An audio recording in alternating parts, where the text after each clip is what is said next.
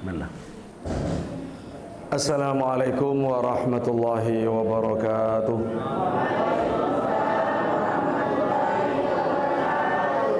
Bismillahirrahmanirrahim. Alhamdulillahi rabbil alamin. Asyhadu an la ilaha illallah wahdahu la syarika lah. Wa asyhadu anna sayyidana Muhammadan abduhu wa rasuluh.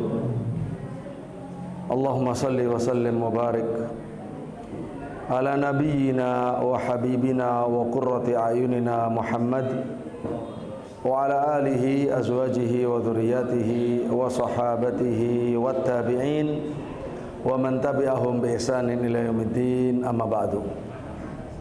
Yang kami muliakan para ulama, wabil khusus para takmir masjid, dan secara khusus masjid ini Masjid Babur Rahman Wai Lenggah, beserta mungkin masjid-masjid lain dari jamaah masjid sekitarnya, dari majelis-majelis ilmu, ibu-ibu muslimat, semuanya yang hadir, termasuk anak-anakku, adik-adikku yang kami sayangi. Alhamdulillah, marilah kita bersama-sama mengikhlaskan niat kepada Allah agar apa yang kita lakukan pada sore hari ini, berkumpul di masjid bersama-sama, agar diterima oleh Allah sebagai amal soleh dan membuahkan ilmu yang manfaat, iman, serta ketakwaan dan kebahagiaan dunia dan akhirat. Allahumma amin. Bapak Ibu rahimakumullah, setelah kita bertahmid, bersyukur kepada Allah, perlu juga kami berterima kasih kepada tuan rumah, kepada para bapak, para ibu yang mulia, dan teman-teman panitia dari ND yang telah membawa ke masjid ini Babur Rahman, yang ini merupakan amal yang luar biasa, amal besar, apalagi kita berkumpulnya karena Allah, di masjid Allah, untuk memahami agama Allah. Dan qaddarallah, secara takdir Allah, Allah subhanahu wa ta'ala mempertemukan kita di hari ini, di 27 Rajab. Ini murni takdir dari Allah subhanahu wa ta'ala. Karena waktu itu saya bilang sama teman-teman, saya menyiapkan waktu 5 hari, silakan dibuatkan jadwal. Jadi saya ini Bapak Ibu pengasuh pesantren. Sekarang ini kan baru saja hari aktif dimulai, baru masuk ya, termasuk ya santri yang dari NTT. Pesantren kami di Kota Malang, ya alhamdulillah, santri dari mana-mana, termasuk dari NTT ini, termasuk yang paling ujung dari Larantuka, dari Pulau Alor dan seterusnya.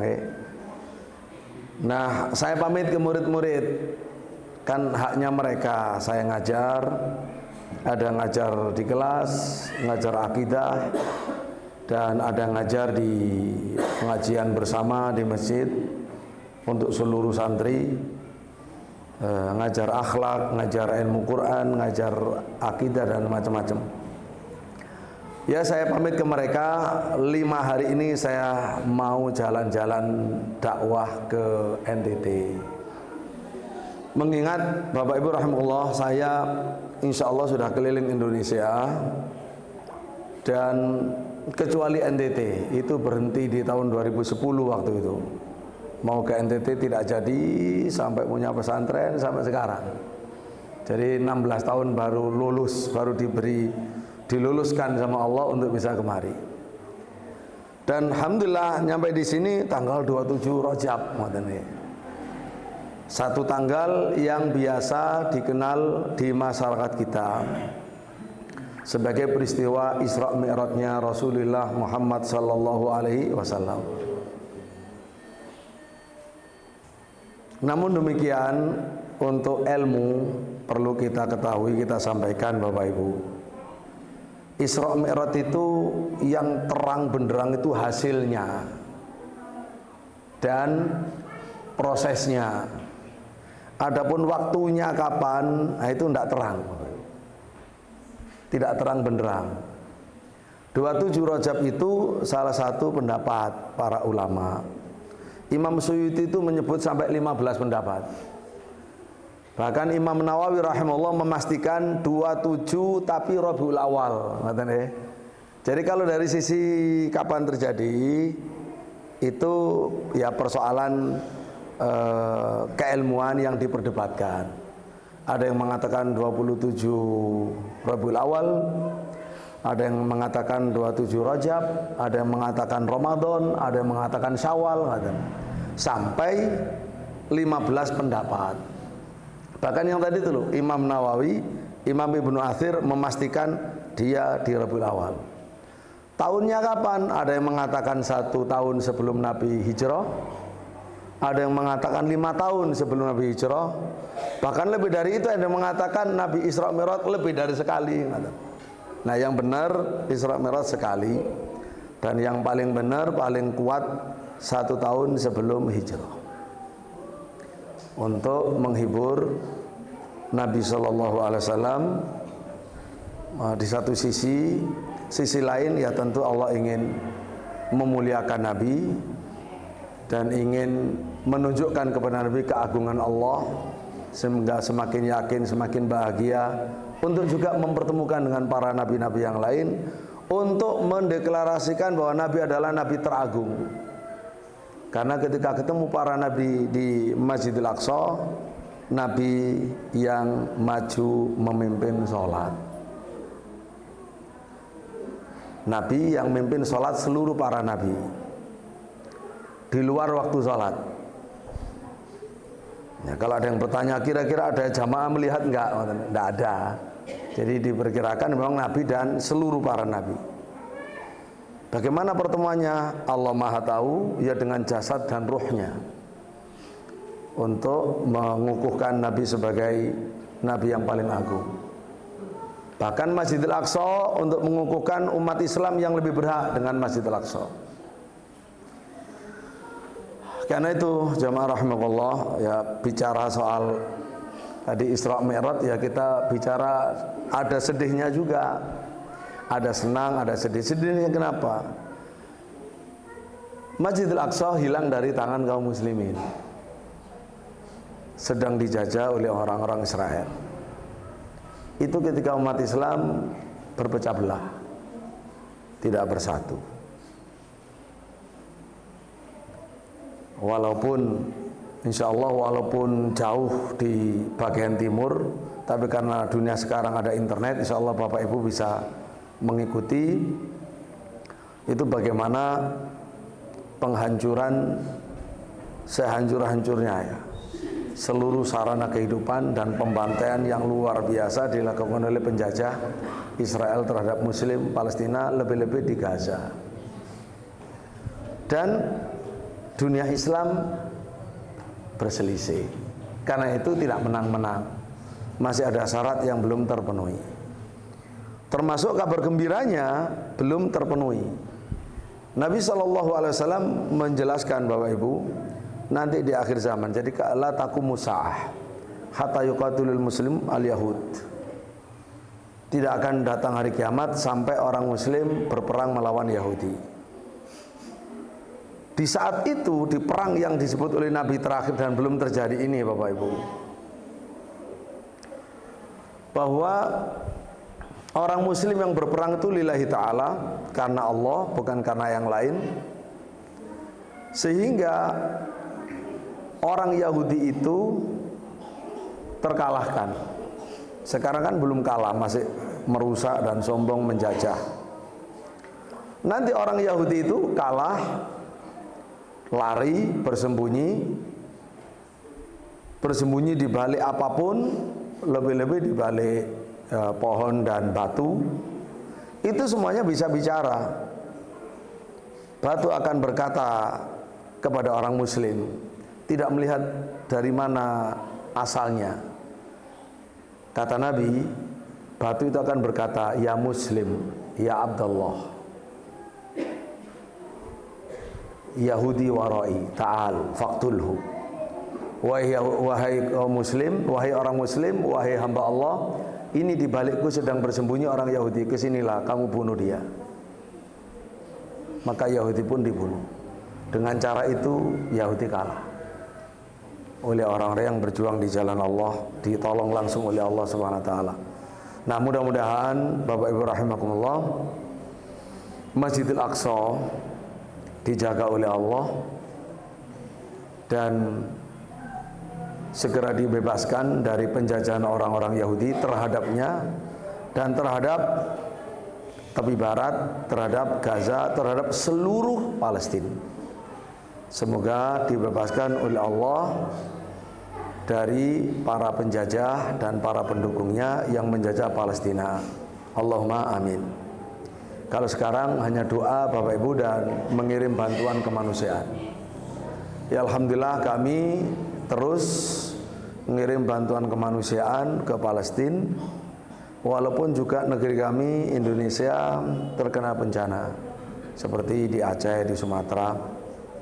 Kita juga kirim bantuan ke Aceh dan kirim tim relawan ke Aceh, termasuk murid-murid kami. Murid kami itu yang besar Bapak Ibu, itu sudah usia mahasiswa. Jadi setelah SMA masuk ke Mahat Ali Al-A'immah di Al-Um di Kota Malang, itu belajar 4 tahun, sama dengan sarjana. Nah, itu yang kita kirim ke Aceh 1 bulan begitu. Termasuk Ananda yang dari Larantuka itu, ya, dari Flores ini. Ada satu yang sedang bekerja di sana, berjuang untuk membantu kaum muslimin. Baik Bapak Ibu rahimahullah, nah itu adalah mukaddimah terkait dengan sekarang hari ini. Dengan izin Allah, saya yang dari Kota Malang beserta rombongan nyampe ke Masjid Babur Rahman ini di 27 Rajab. Nah, yang terpenting itu apa? Yang kita tidak boleh tidak tahu, ya, dan tidak boleh masa bodoh. Itu tidak boleh. Adalah mengetahui dan mengamalkan misi Nabi Isra Mi'raj. Itu yang terpenting. Tadi disampaikan sama Pak Ketua Sesepuh, ya, adalah tentang sholat. Kan itu hasilnya yang membuat kita selamat dan bersama Rasulullah SAW di surga adalah kalau kita mengamalkan hasilnya Isra Mi'raj. Apa tadi hasilnya? Sholat 5 waktu.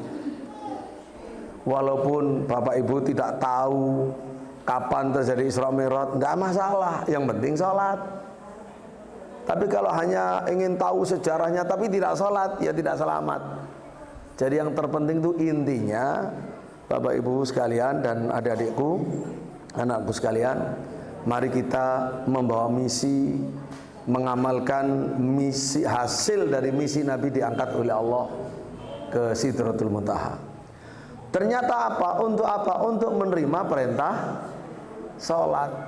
Satu-satunya perintah yang langsung dari Allah kepada Nabi Muhammad SAW, langsung dan di Sidratul Muntaha. Di tempat yang makhluk lain, ya, tidak pernah diangkat oleh Allah ke sana, dimuliakan di sana. Yaitu perintah sholat 5 waktu, yang asalnya adalah 50 kali sholat. Bapak Ibu bisa bayangkan nggak? 50 kali sholat itu berarti kan 50 waktu gitu. Gimana? 24 jam isinya 50 waktu sholat. Kapan tidurnya? 5 kali sholat aja agak sing beling. Masih banyak yang males gitu. Apalagi 50. Nah, ini pentingnya. Jadi kita mengetahui satu, betapa penting urusan sholat.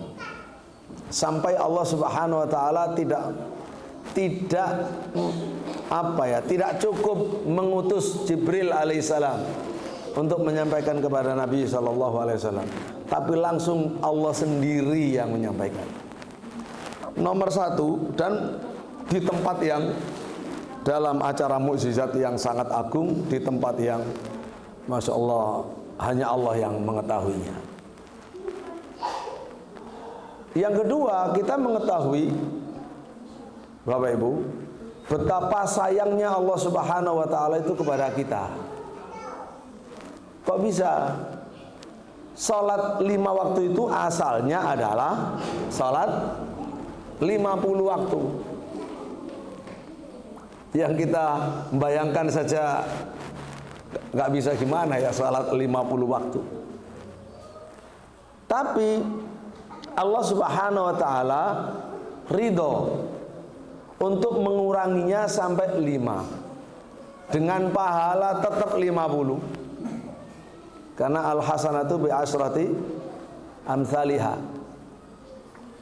Satu kebaikan itu di sisi Allah diterima minimal kelipatannya adalah 10 kali lipat. Itu minimal.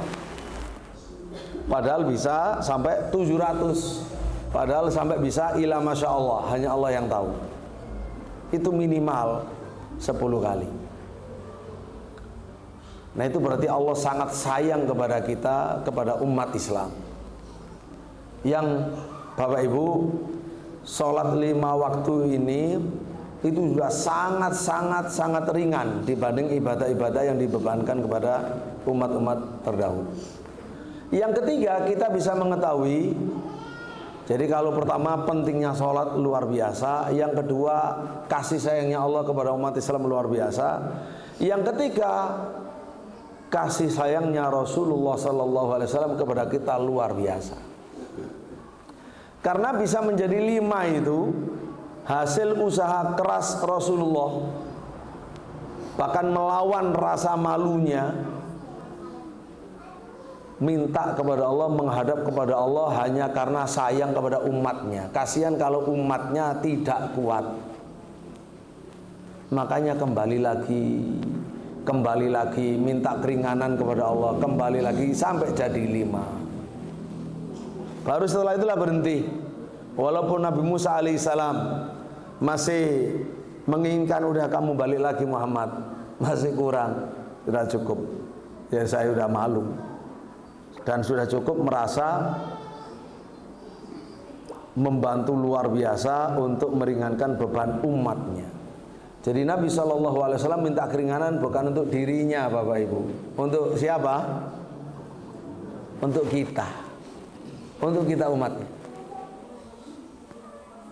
Kalau Nabi SAW sendiri sholat itu, bagaimana sholatnya Nabi? Apa cukup hanya 5 waktu? Boten, tidak cukup. Di luar 5 waktu Nabi ahli sholat. Bahkan pernah Nabi SAW sholat itu sampai bengkak kakinya. Kalau bengkak kaki biasanya karena apa? Biasanya saking lamanya berdiri, terus darahnya mandek, nggak bisa ngalir, katanya. Kan sampai memar, sampai iya. Jari wong Jawa sampai abu, katanya. Sampai abu, sampai bengkak. Saking lamanya berdiri. Sampai-sampai istrinya Sayyidah Aisyah radhiyallahu anha itu merasa kasihan kepada Nabi SAW, merasa kasihan, yang mengatakan sampai beralasan, ya Rasulullah, bukankah Allah sudah mengampuni dosa-dosamu? Kata Nabi, justru itu saya harus bersyukur. Afala akuna abdan syakura, maka tidak bolehkah aku menjadi hamba yang syukur? Karena seluruh dosaku sudah diampuni sama Allah, bukan enak-enakan. Aku ingin bersyukur, menjadi hamba yang bersyukur. Sholatnya sampai kakinya bengkak. Jadi Nabi SAW, Bapak Ibu, di waktu Isra Mi'raj meminta keringanan bukan untuk dirinya, tapi untuk umatnya. Karena itulah sifat Rasulullah SAW adalah azizun alaihi ma anittum harisun alaikum bil mu'minin raufur rahim. Ya. Jadi sifat Nabi itu azizun alaihi ma anittum. Nabi itu merasa berat terhadap apa yang memberatkan kalian. Jadi kalau ada sesuatu yang memberatkan umatnya, Nabi itu lebih merasa berat daripada umatnya sendiri yang alami.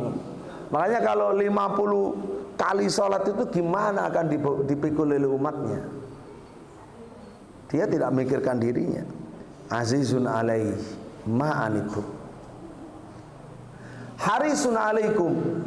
Nabi itu orang yang sangat ambisius, sangat keras keinginannya untuk menyelamatkan kita, untuk kebaikan kita. Haris alaikum. Sampai Nabi pernah ditegur oleh Allah. Saking kepinginnya memberi hidayah manusia, sampai Nabi itu ditegur oleh Allah. Pada suatu saat Nabi itu berkumpul dengan para sahabat yang kebanyakan budak. Berkumpul di Masjidil Haram di zaman-zaman awal Islam. Di situ ada Bilal, ada Khabbab ibn al-Arad, ada yang lain. Ya budak-budak. Kalau di masyarakat kita itu, ya kelas budak itu ya kelas bukan sekedar rakyat jelata, Bapak Ibu. Ya di bawahnya paling status masyarakat yang paling rendah lah. Tapi mukmin. Terus datanglah beberapa orang kafir Quraisy yang pemimpin, yang selama itu juga musuhi di satu sisi, tapi selama itu pula Nabi kepingin mereka masuk Islam. Akhirnya orang-orang kafir Quraisy ini melobi Kanjeng Nabi Rasulullah Sallallahu Alaihi Wasallam, yang dia mengatakan, Muhammad, aku nggak mau kalau bermajelis dengan mereka-mereka itu, mereka-mereka yang budak. Tolong ya buatkan majelis untuk kami di masjid ini, khusus untuk kami, mereka nggak boleh ikut. Baru saya mau. Tapi kalau saya bermajelis begini bersama mereka, saya nggak mau. Nabi SAW kepingin agar orang-orang kafir masuk Islam. Siapa tahu juga dari pimpinan masuk Islam, semuanya masuk Islam. Kan sistem kesukuan. Kalau sahabat-sahabat kan bisa dilobi gitu. Kira-kira Nabi sudah bertekad, baik-baik. Nanti kan mungkin namanya murid, nanti tolong pengertiannya ya. Ketika ada fulan-fulan itu, kamu gak usah ikut, biar masuk Islam dulu. Gitu kan gampang, karena muridnya kan. Dan Nabi hampir melakukan itu, terus ditegur sama Allah. Jangan kamu mengusir orang-orang yang senantiasa berdoa kepada Allah, mengabdi kepada Allah, menyembah Allah siang dan pagi dan sore dan seterusnya. Padahal maksudnya Nabi agar mereka masuk Islam. Nah, kan jangan kamu usir mereka, wala tatrudil ladzina yad'un. Jadi ditegur oleh Allah, jangan begitu Muhammad. Jangan kamu lakukan. Orang mukmin itu walaupun budak, itu nilainya tinggi di hadapan Allah. Tidak sah diusir-usir hanya karena orang kafir yang belum tentu masuk Islam. Nabi ditegur, padahal saking kepinginnya bagaimana caranya manusia masuk Islam. Begitu Bapak Ibu rahimahullah. Jadi Rasulullah SAW azizun alaihi ma anittum harisun alaikum bil mu'minin raufur rahim. Nabi itu punya sifat kepada orang-orang mukmin itu sangat mencintai, sangat menyayangi. Karena itulah sampai Allah mengatakan an-nabiyyu aula bil mu'minin min anfusihim wa azwajuhu ummahatuhum. Nabi Muhammad SAW itu lebih berhak terhadap orang mukmin daripada orang mukmin terhadap dirinya sendiri. Gimana maksudnya?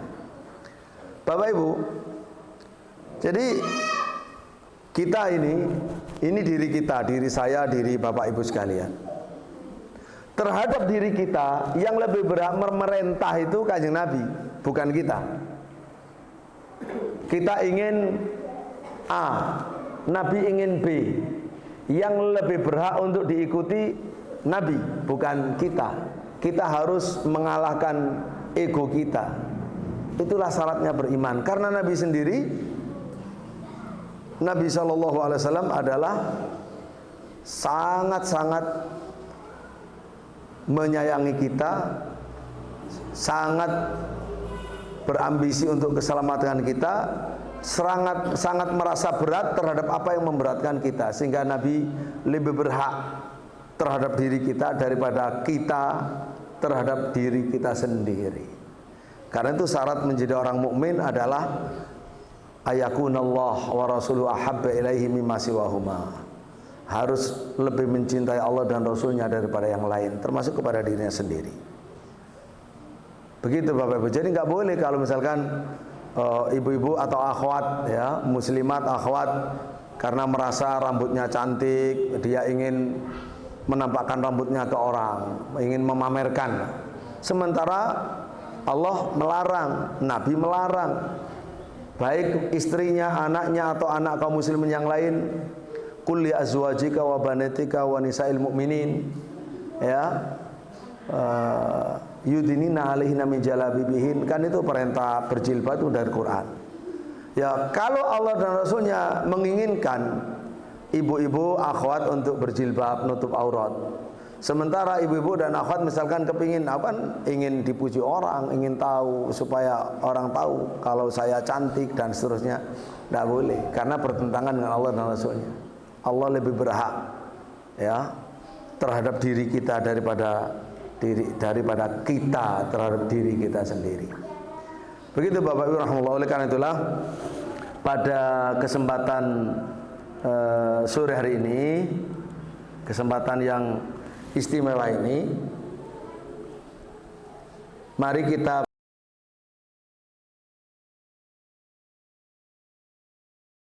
ya sebagai bekal agar kita dalam mengikuti Nabi SAW semakin baik lagi. Insya Allah ini murajaah, Bapak Ibu rahimahullah, murajaah. Barangkali pernah belajar.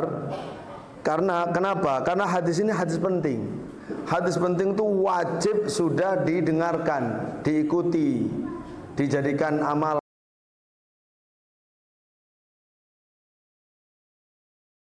Seumur segini ya berarti kita ngajinya cukup jauh, ya. Artinya nggak khatam-khatam. Hal-hal yang penting tidak sempat kita pelajari begitu. Tapi dalam Islam sekali lagi tidak ada hal terlambat. Kalau ini pertama kali didengarkan, ini nikmat dari Allah. Nikmat dari Allah Bapak Ibu rahimakumullah. Kalau ini sudah berkali-kali diutarakan, maka nikmat di atas nikmat. Mari kita ikuti sebelum nanti tanya jawab, ya. Diceritakan dari sahabat Abu Hurairah, an Abi Hurairah radhiyallahu an Abi Hurairah Abdurrahman bin Sahr radhiyallahu anhu qala sami'tu Rasulullah sallallahu alaihi wasallam yaqul ma nahaitukum anhu fajtanibu wa ma amartukum bihi fa'tu minhum mastata'tum fa inna ma ahlakal ladzina min qablikum kathratu masailihim wa ikhtilafuhum ala anbiya'ihim rawahul Bukhari wa Muslim. Kata sahabat Abu Hurairah, kalau Abu Hurairah sudah sering ibu-ibu mendengar namanya, ibu-ibu, bapak-bapak, seorang sahabat Nabi namanya Abu Hurairah. Maka ini luar biasa. Tidak ada orang muslim di dunia kecuali mendengar nama beliau, ya. Padahal beliau masuk Islamnya belakangan. Beliau masuk Islam itu hanya ketemu di tahun 7 Hijriah, lalu langsung menemani sampai Nabi wafat, tidak pernah berpisah. 7 7, 8, 9, 10. Jadi beliau 3 tahun terakhir bersama, 3 tahun masuk Islam, di 3 tahun terakhir hidupnya Nabi. Tapi begitu masuk Islam tidak pernah berpisah dengan Nabi. Berbeda dengan sahabat yang lain yang hidupnya normal, punya rumah, tidur di rumah. Kalau Abu Hurairah terus bersama Nabi, tidur di masjid. Ya, tidak bekerja. Pekerjaannya adalah mengikuti Nabi. Untuk apa? Menghafalkan hadis yang keluar melalui lesan Nabi Shallallahu Alaihi Wasallam. Sampai didoakan oleh Nabi bahwa apapun yang dia dengarkan dari Nabi tidak akan lupa. Dibuat kuat hafalannya. Karena Abu Hurairah tidak menulis, hanya mengandalkan keistimewaan hafalan. Lalu doa Nabi yang mukjizat yang mendoakan, yaitu Abu Hurairah tidak lupa terhadap apa yang didengar dari Nabi Shallallahu Alaihi Wasallam. Bahkan Nabi pun menyatakan bahwa tidak mencintai Abu Hurairah kecuali mukmin dan tidak membenci kecuali orang kafir. Jadi Abu Hurairah itu yang menjadi batu ujian bagi siapapun. Nah, Bapak Ibu rahimahullah, ada yang membenci sahabat, ya ada. Yang paling keras membenci sahabat Abu Hurairah itu orang Syiah. Bapak Ibu, itu namanya orang Syiah. Dan di Indonesia luar biasa ya, Syiah itu yang di Iran ya. Di Indonesia cukup luar biasa, termasuk yang di NTB, NTT jangan dianggap nggak ada Syiah, ada Syiah. Dia juga sudah keliling kemana-mana. Kalau saya baru sekarang, saya udah telat jauh dengan orang Syiah yang sebelumnya sudah nyampe ke NTT ya. Ada beritanya, kita ngikuti lama. Bahkan yang datang bukan hanya dari Jawa, yang dari Iran itu datang. Ya, mengajarkan sesuatu yang sangat menyesatkan. Ya, memang diterima mengajarkan untuk cinta Ahlul Bait, cinta Sayyidina Ali, cinta Hasan Husain, cinta Sayyidah Fatimah radhiyallahu anhum ajmain. Tapi dengan cara salah dan yang lainnya dikafirkan. Seluruh sahabat dikafirkan. Baik. Bapak Ibu rahimahullah. Jadi kata beliau, saya mendengar Nabi itu bersabda, "Mana haitukum, apapun yang aku larang kalian anhu daripadanya, fajtanibu, maka jauhi, hindari. Wa ma amartukum bihi minhu, wa ma amartukum bihi fa'tu minhu mastata'tum." Apapun yang aku perintahkan kalian ya dengannya, maka lakukanlah sebisanya, semampunya. Jadi kalau tadi di MC menyampaikan bahwa saya akan menyampaikan pengajian berjudul beragama Islam itu adalah beribadah semampunya atau beramal semampunya, itu dari hadis Nabi ini. Wa ma amartukum bihi fasfa'tu minhum mastata'tum. Apapun yang aku perintahkan pada kalian, lakukan semampunya. Tapi jangan salah paham, semampunya itu dengan jujur Bapak Ibu. Semampunya itu jujur, dasarnya bukan bohong. Ya, nanti kan misalkan puasa Ramadan, ya ada orang kedapatan nggak puasa sehari 2 hari, kok nggak puasa? Kan kata Nabi semampunya. Aku nggak mampu kalau 30 hari misalnya ya. Ini sesat, aliran sesat nih. Bukan. Ya, itu yang jujur gitu loh. Gimana maksudnya itu, sama itu mau apa nggak mau? Kalau mampu pasti mampu, cuma mau ya atau jadi tidak mau atau tidak mampu. Yang benar ini tidak mau gitu. Kalau mau mampu, semua orang mampu. Dan agama Islam itu semuanya bisa dilakukan, semuanya. Karena ajaran yang paling lengkap, paling ringan dibanding agama-agama sebelumnya. Gitu loh. Kalau ada uzur baru, ada uzur apa ya semampunya. La yukallifullahu nafsan illa wus'aha. Allah tidak membebani sesuatu kecuali berdasar sesuai dengan kemampuannya. Contoh, bukan berdasarkan tidak mau tapi tidak mampu. Orang sholat berdiri, kemudian suatu saat dia sakit, entah sakit habis jatuh dari motor apa, pokoknya sakit nggak bisa berdiri. Bahkan ke masjid aja digendong, dibopong. Terus setelah itu dia duduk sambil selonjor kakinya, ikut berjamaah. Sah apa tidak? Sah atau buatan? Sah. Kenapa? Karena berdiri nggak mampu. Nah, makanya Nabi bersabda, "Sholli qa'iman, fa ilam tastati fa qa'idan, fa ilam tastati fa ala jambin." Setelah kamu dengan berdiri itu wajib fardu ain. Kalau kamu nggak mampu berdiri, bukan tidak mau ya. Kalau kamu tidak mampu berdiri ya duduk. Kalau tidak mampu duduk ya berbaring. Sampai terakhir kalau dalam fikih lek gak iso bergerak, wis berbaring gak iso bergerak, yang penting kedip-kedip ya. Yang penting matanya kedip-kedip kan itu lah. Sebagai tanda Allahu Akbar kedip, Allahu Akbar kedip. Jadi sampai seperti itu. Itu memang berdasarkan kemampuan. Jangan sampai karena ketidakjujuran, ketidakmauan diungkapkan dengan ketidakmampuan. Semua ajaran agama Islam bisa dilakukan dan sesuai dengan kemampuan umumnya manusia. Karena itulah ketika sesuai dengan semampunya itu ukuran masing-masing, nanti ada uzur, nah itu Allah memaklumi. Termasuk ingkarul mungkar. Man ra'a minkum mungkaran fal yughayyirhu bi yadihi, fa illam yastati fa bilisani, fa illam yastati fa biqalbihi, wa dzalika ad'aful iman. Siapa yang melihat kemungkaran, silakan rubah kemungkaran itu dengan tangannya, dengan perbuatan tindakan tangan kalau mampu. Jika tidak mampu, maka dengan lisan. Kalau tidak mampu, maka cukup dengan hati saja, hatinya mengingkari. Nah, itu kan karena ketidakmampuan tadi. Bapak Ibu rahimahullah, baik. Terus rahimakallah. Setelah itu, fa inna ma ahlakal ladzina min qablikum, sesungguhnya yang menghancurkan umat-umat sebelum kamu adalah kasratu masailihim, banyaknya pertanyaan mereka,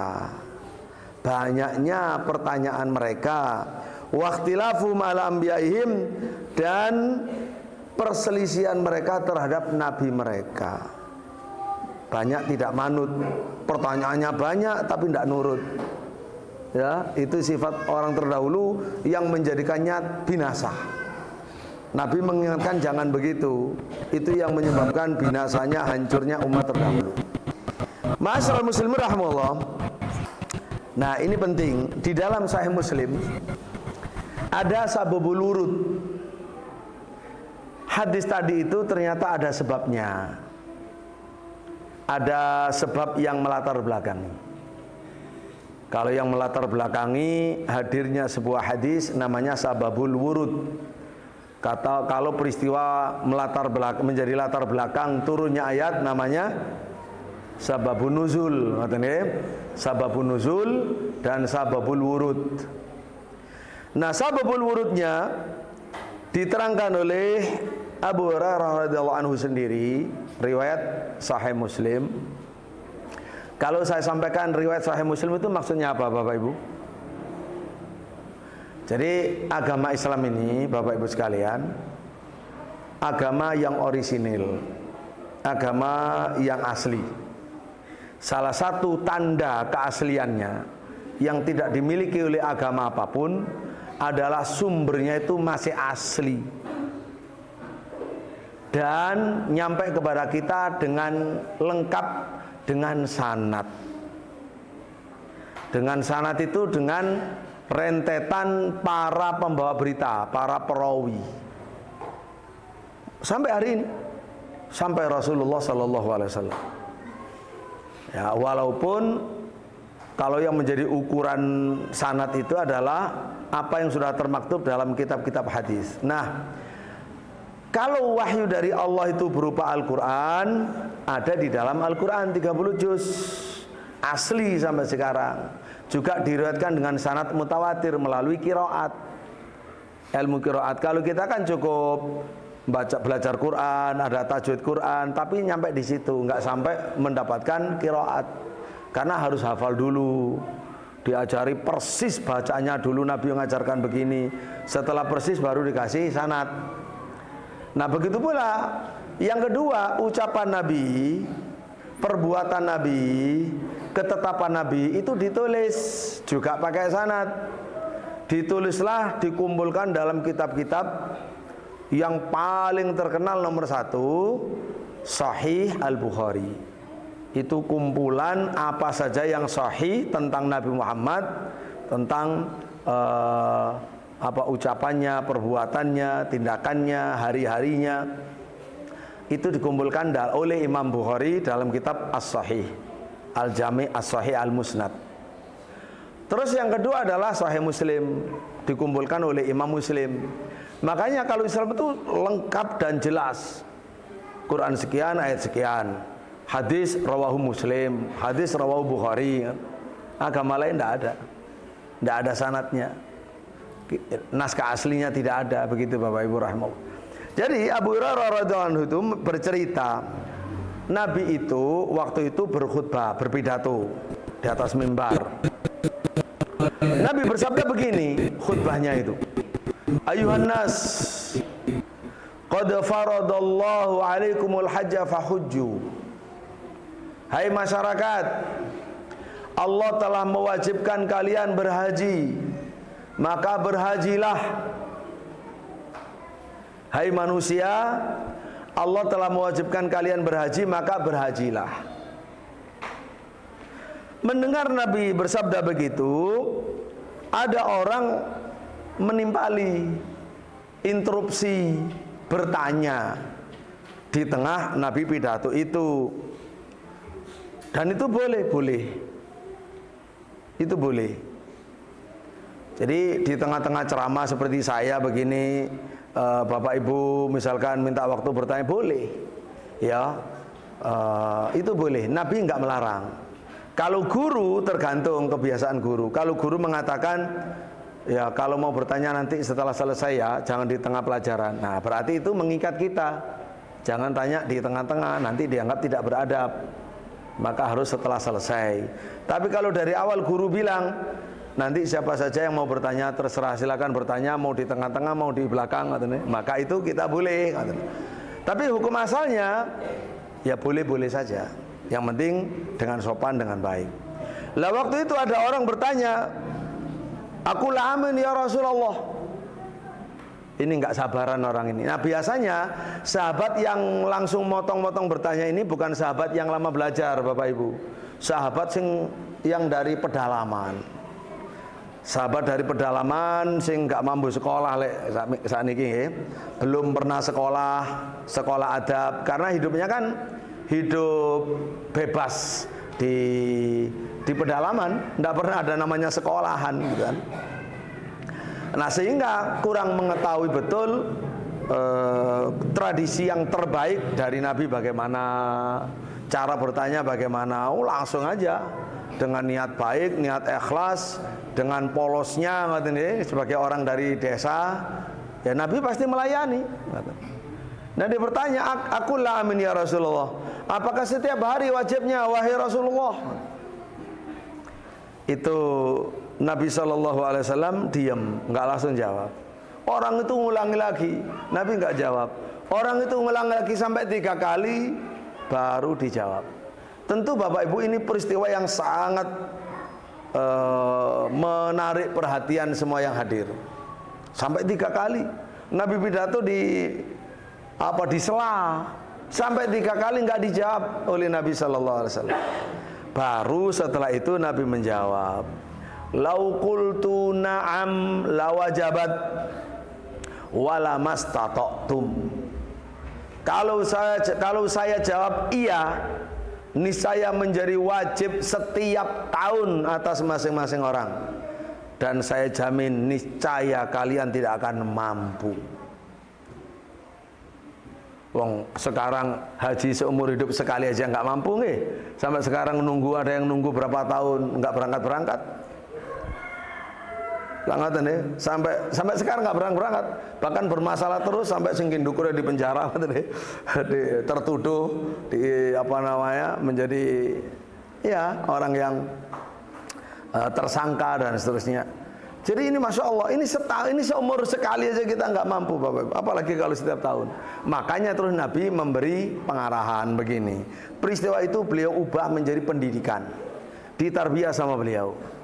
Terus kata Nabi begini, Zaruni ma taraktukum, Zaruni ma taraktukum fa inna ma halaka man kana qablakum bi kasrati su'alihim wa ikhtilafihim ala anbiya'ihim. Fa idza amartukum bi syai'in fa'tu minhu mastata'tum wa idza nahaitukum an syai'in fada'u.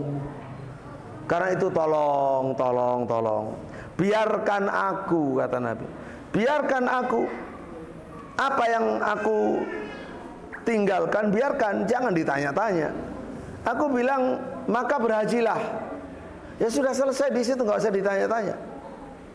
Supaya secara bahasa, kalau ada orang selama hidup sudah haji sekali, ya sudah melaksanakan perintah. Kan nggak pernah diterangkan kalau setiap tahun apa tidak. Jadi biarkan saja, biarkan.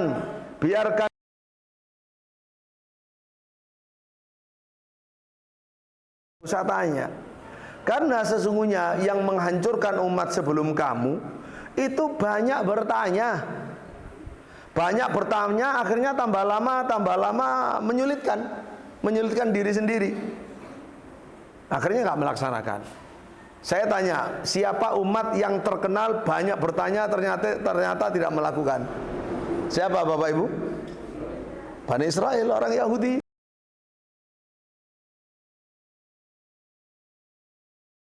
Menyembelih sapi kan perintahnya genah toh, udah sembelihlah sapi, kan selesai. Ya sapi apa saja kan, yang penting sapi. Oh tanya sapi yang bagaimana, yang warna apa. Jadi begitu diterangkan, waduh ya sulit lah ngono. Itu namanya orang mempersulit diri sendiri. Makanya banyak bertanya yang bukan pada tempatnya tidak baik. Nah di sini tentu ada adab bertanya. Hal-hal yang tidak penting jangan ditanyakan. Ya.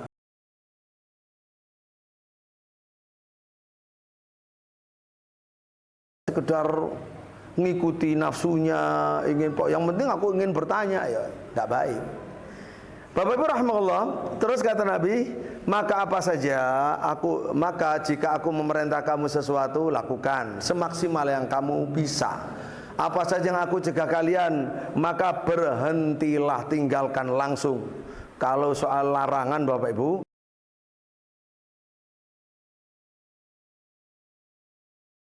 maka tinggalkan semampunya. Kalau begitu gimana? Enak enggak? Enak nafsu manusia. Kata Nabi kan semampunya meninggalkan. Nah, berbeda. Kalau meninggalkan itu kan tidak berbuat Bapak Ibu. Jadi meninggalkan itu artinya kita tidak berbuat apa-apa. Ya sudah, jangan ikut-ikut gitu. Jadi harus 100%.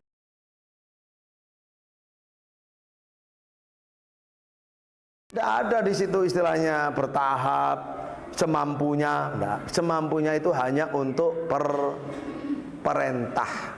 Untuk perintah. Kalau untuk larangan total. Maka yang terbaik kalau bapak-bapak ada yang ingin misalkan berhenti merokok, yang terbaik itu bukan bertahap, total langsung, tapi ada ilmunya. Ya saya berkata begini karena alhamdulillah bukan saya yang berhenti merokok Bapak Ibu ya. Bapak saya itu merokok mulai kecil, nah sampai umur 60 tahun baru berhenti merokok. Beliau ya. Itu langsung. Ya ketika berhenti harus berhenti. Yang lain juga begitu banyak ya teman-teman semua para ya, alhamdulillah ya. Jadi yang terbaik itu.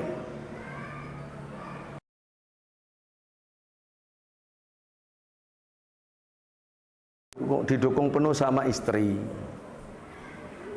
Yang ketiga, masing-masing harus sadar maklum. Ini tambahan ilmu saja di tengah-tengah nih. Siapa tahu ada yang ngikuti. Ketika berhenti merokok itu Bapak Ibu, untuk pertama-tama kali langsung berhenti total, itu ada perubahan yang kurang enak. Apa itu?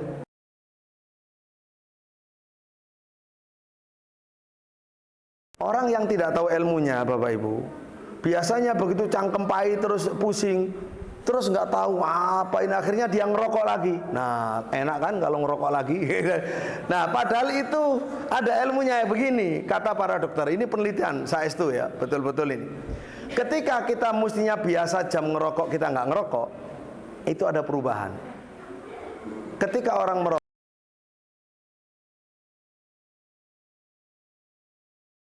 asap racun yang berisi doping.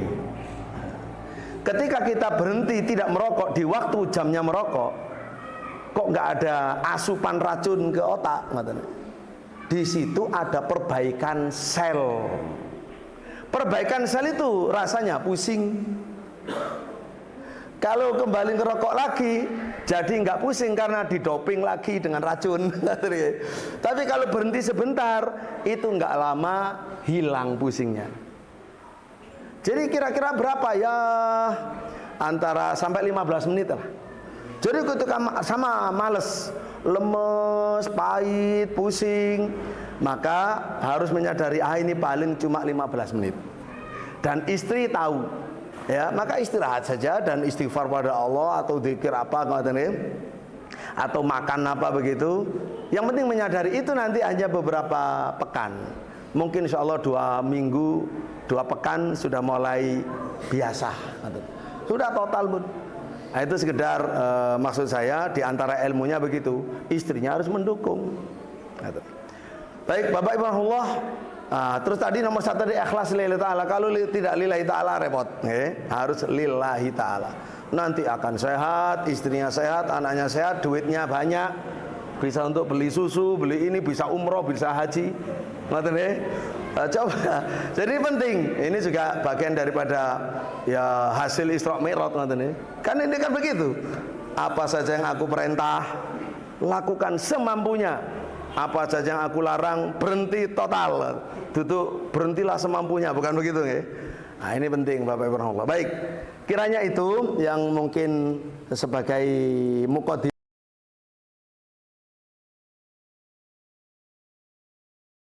bertanya. Monggo dipersilakan. Kalau pelajarannya dilanjut banyak Bapak Ibu. Kalau diperlukan nggih. Makanya sekarang kita tanya jawab. Kalau selesai tanya jawab misalkan atau tidak ada, terus minta hadis tadi dikupas, saya kupas. Saya kupas. Ya begitu ya, 08.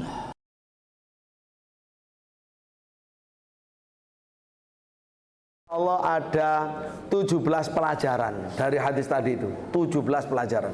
Monggo, betul. Terima kasih Pak Kiai atas paparan tentang beragama itu semampunya. Tadi juga sempat menyinggung dibahas sedikit ada tentang berhenti merokok selagi pagi ini. Oke. Tidak perlu disebut mereka sendiri setuju.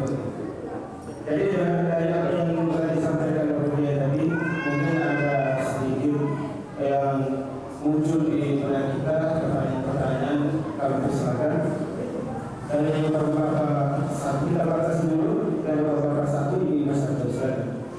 Kami lupa perkenalkan nama dan alamat. Itu ya, setelah ini Ibu. Itu ada Ibu yang. Assalamualaikum warahmatullahi wabarakatuh. Waalaikumsalam warahmatullahi wabarakatuh.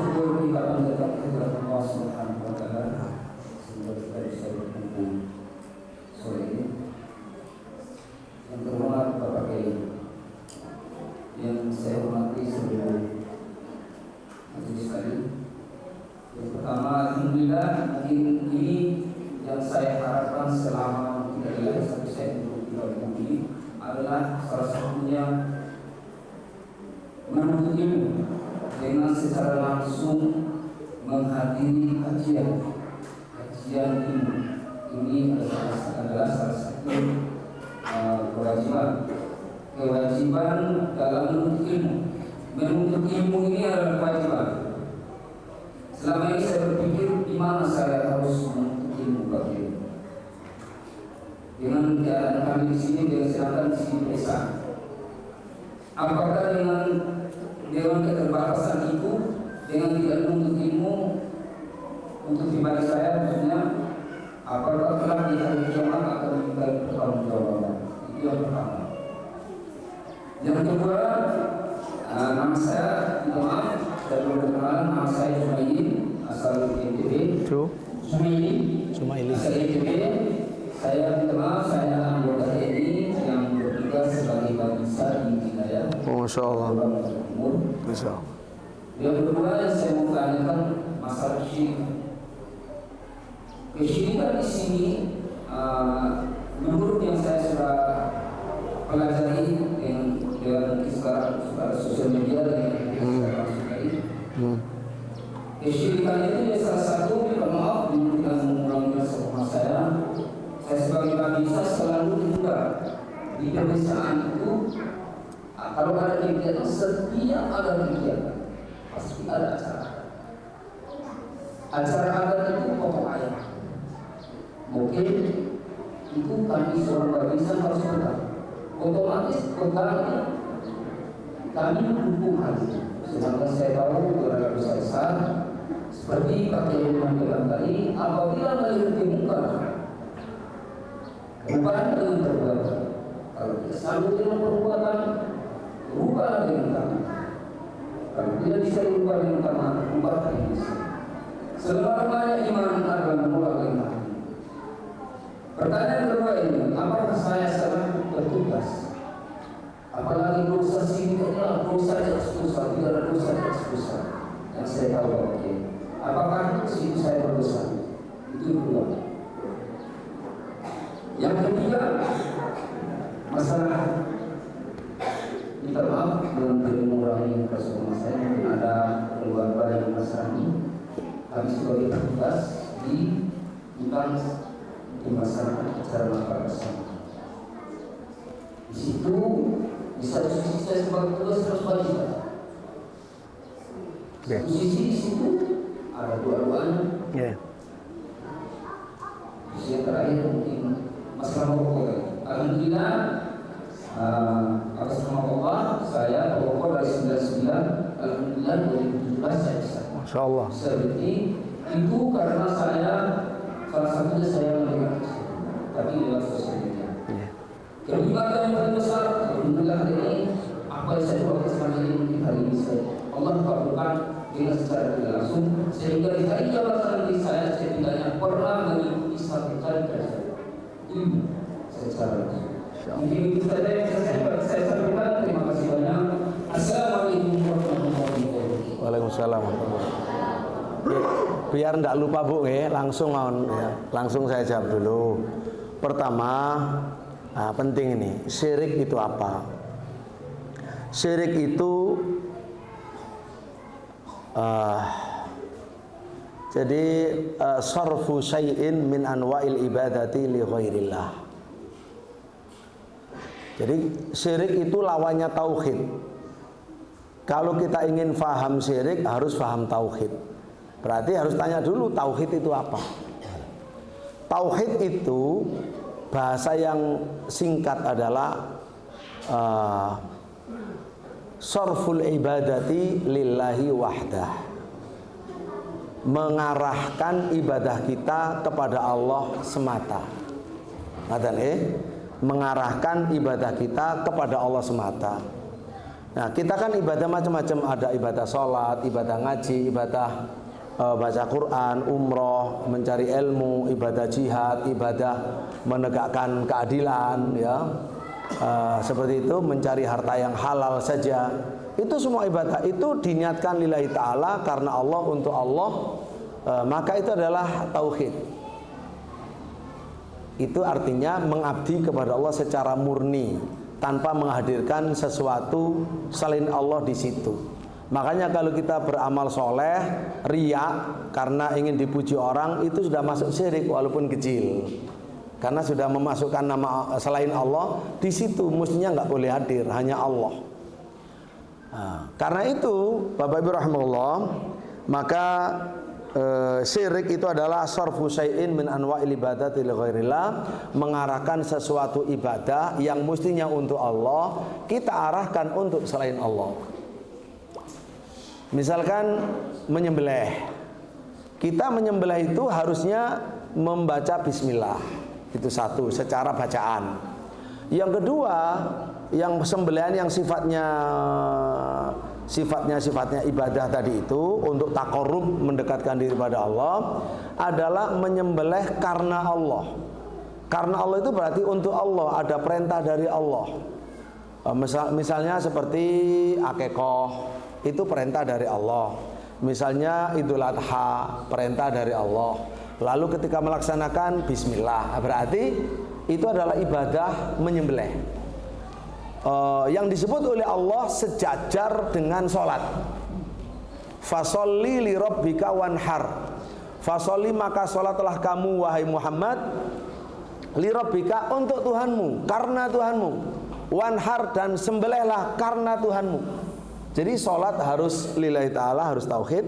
Menyembelih harus lillahi ta'ala, yaitu harus tauhid. Kalau menyembelih itu tidak pernah diperintah Allah dan ingin takarrub kepada jin, misalkan contoh dulu ya di lumpur Lapindo, ngerti lumpur Lapindo ya, di Sidoarjo, atau di tempat yang lain, misalkan di Gunung Kawi kalau di Kota Malang ya. Orang datang ke Gunung Kawi atau ke tempat manapun yang dianggap keramat. Nah, di sana tentu sudah ada orang-orang yang entah dukunnya begitulah ya, yang melayani begitu. Karena ketika sesajen ya, di sana sesajen itu mau sesajen apa? Sesajen kambing yang bagaimana? Itu harganya macam-macam. Dengan harapan tentunya ingin pesugihan misalkan ya. Nah, di situ tidak pernah diperintah oleh Allah untuk menyembelih ke sana, di tempat sana. Terus untuk siapa? Ya jelas bukan karena Allah. Karena yang diharapkan pesugihan tadi itu. Maka ketika dia menyembelih di situ bukan karena Allah, nggak diperintah oleh Allah, bahkan ingin mengharap katakanlah sesuatu yang tidak bisa melaksanakan kecuali Allah, mengharapkan dari selain Allah. Nah, itu adalah syirik. Karena seharusnya menyembelih itu adalah lillah, fasholli li rabbika wanhar. Nah, jadi di Quran dikatakan idznu sawwikum bi rabbil alamin. Ketika orang-orang musyrik itu Bapak Ibu rahimahullah, orang musyrik itu baru menyadari bahwa mereka ketika syirik itu artinya menyamakan selain Allah dengan Allah, atau menyamakan Allah dengan selain Allah, mengangkat entah itu setan atau jin atau siapa, diperlakukan seolah-olah itu Allah. Padahal seharusnya menyembelih itu untuk Allah, ini menyembelih untuk jin, biar ditolong sama jin misalkan ya. Lah itu artinya idznu sawwikum bi rabbil alamin. Karena mereka menyamakan jin-jin itu dengan Allah, menyamakan apa yang disembah selain Allah itu setara dengan Allah begitu. Jadi makanya sekali lagi tauhid itu adalah mengikhlaskan, ikhlasul ibadati lillah, atau ifradullahi bil ibadah, atau sarful ibadah lillah. Jadi mengesahkan Allah dengan ibadah, mengikhlaskan ibadah hanya untuk Allah, itulah pengertian tauhid. Ya, kebalikannya adalah syirik tadi. Nah, kedua saya kurang jelas yang disebut ayam-ayam tadi apa? Nyembelih. Jadi sering datang dengan acara itu tuh, saya sering diundang mengikuti acara itu. Acara apa? Hukumnya buat saya. Ya, acara yang sifatnya kayak tadi misalkan di Gunung Kawi apa gitu ya. Artinya menyembelih sesuatu yang bukan untuk Allah gitu. Ya, di satu sisi saya seorang babinsa. Sip. Terus yang kedua, yang ketiga tadi kaitannya dengan agama non-muslim tadi. Nah, inilah pentingnya Bapak Ibu mencari ilmu. Mencari ilmu itu, ilmu bisa menyelamatkan kita. Kita bisa tahu ini halal, ini haram, ini boleh, ini tidak boleh, ini tauhid, ini syirik. Ketika kita dalam keadaan darurat, terpaksa, kita tidak ridho. Walaupun katakanlah ada acara yang tidak diridhoi dalam agama. Katakanlah babinsa ada dua, yang satu dua-duanya datang, yang satu senang, yang satu ingkar di hatinya dan istighfar. Kira-kira nasibnya sama atau beda di hadapan Allah? Beda. Yang membedakan pertama kali ilmunya tadi. ilmunya yang menuntun dia untuk istighfar. Saya pernah ngaji ini nggak boleh. Astagfirullah, maafkan kami ya Allah. Ya, dan lain sebagainya lah, istighfar, ngomong sama Allah. Yang satu, ya entah nggak pernah ngaji, satu kemungkinan tidak pernah ngaji, atau memang walaupun dengar ngaji dia nggak peduli, yang penting dia suka yang begitu. Lah itu nggak sama nasibnya, tidak sama nasibnya. Jadi itu untungnya orang mengaji. Bapak Ibu rahimahullah, mungkin ada yang bertanya, kalau tidak tahu itu enak, kenapa? Namanya tidak tahu kan diampuni sama Allah. Tidak tahu itu Bapak Ibu ada dua, ada yang diampuni, ada yang tidak diampuni. Yang diampuni itu memang tidak ingin bodoh, dia berusaha mencari sudah maksimal. Tapi namanya ada saja keterbatasan, ada yang tidak tahu. Nah ketika dia tidak tahu terus salah gara-gara tidak tahu, dia dimaafkan. Sudah mencari memang nggak dapat kok. Tapi yang satu lagi disuruh mencari ilmu nggak mau, suruh diajak nggak mau, malah alasannya nggak wis. Nanti kalau saya ngaji, nanti saya jadi tahu. Kalau jadi tahu tuh repot, tahu nggak kamu? Mendingan nggak ngerti aja. Nah ini namanya sengaja milih bodoh. Nah ini yang berdosa, ini yang nggak selamat.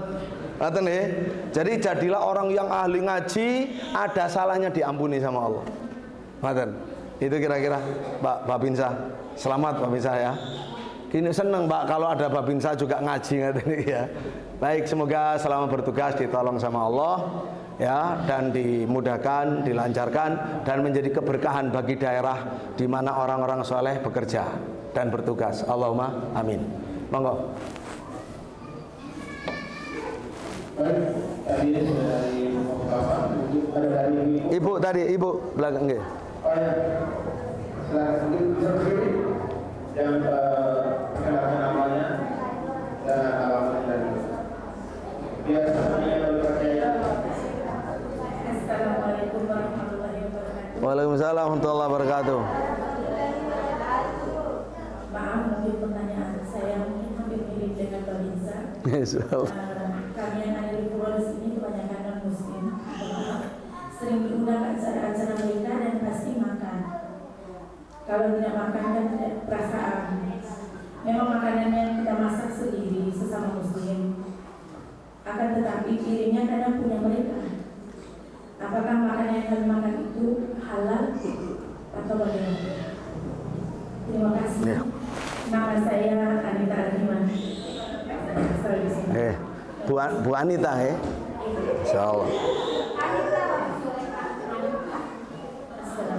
Waalaikumsalam warahmatullahi wabarakatuh. Bapak Ibu rahimahullah, baik. Ya, pertama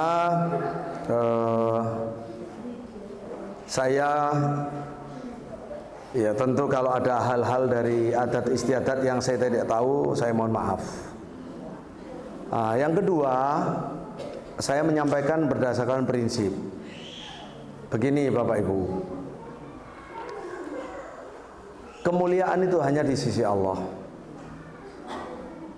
Kita bisa mulia kalau kita mintanya kepada Allah dengan cara yang Allah inginkan.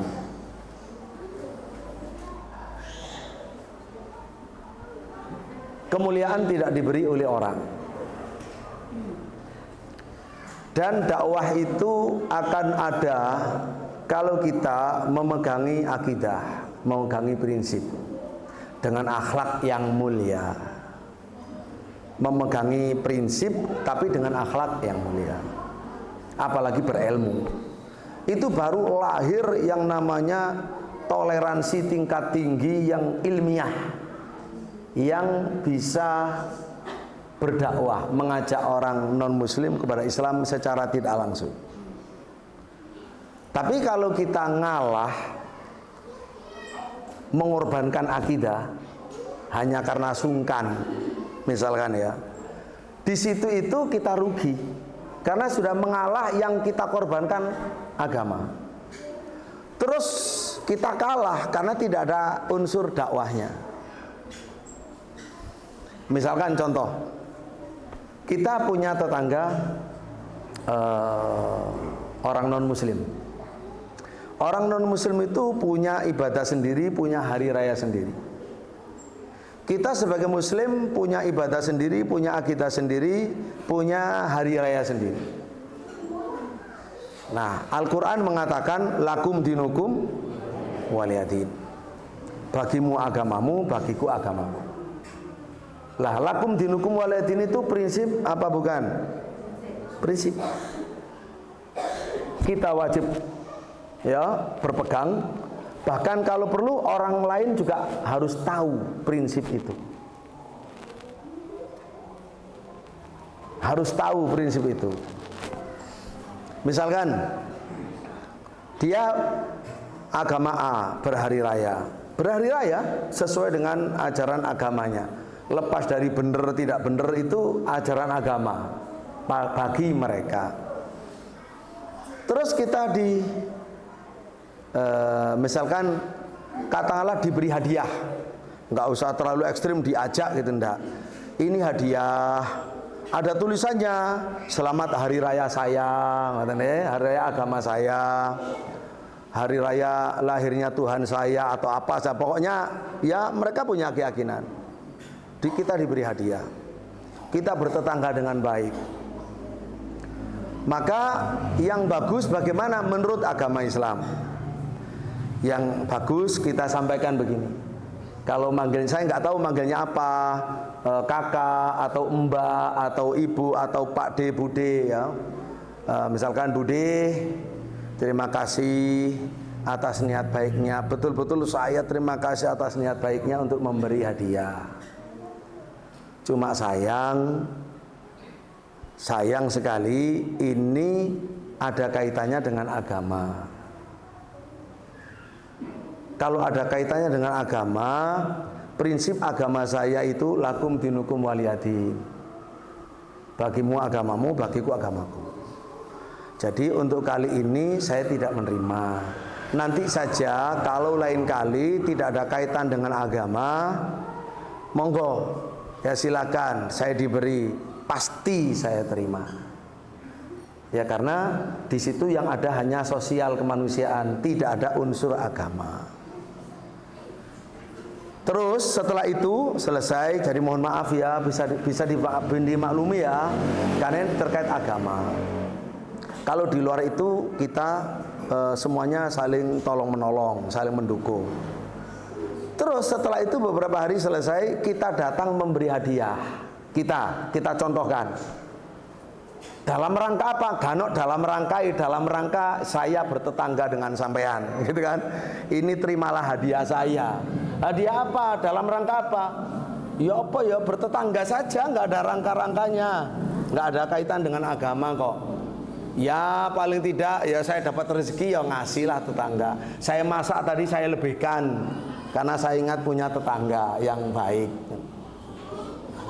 Bapak Ibu rahimahullah, kalau itu dilakukan oleh seorang muslim atau muslimah, kira-kira hasilnya bertengkar atau baik? Silahkan direnungkan sendiri.